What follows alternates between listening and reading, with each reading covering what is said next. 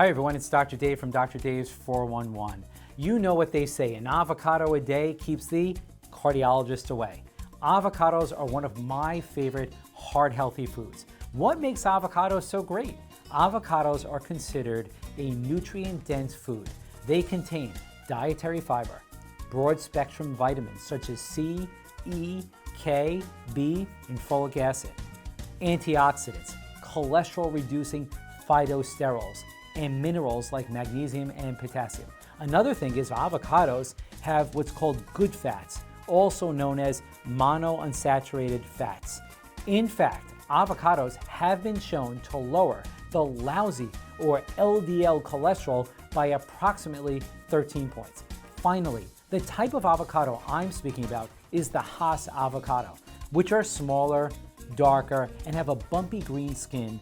This is different than the Florida avocado, which is larger, has smooth skin, and a higher water content.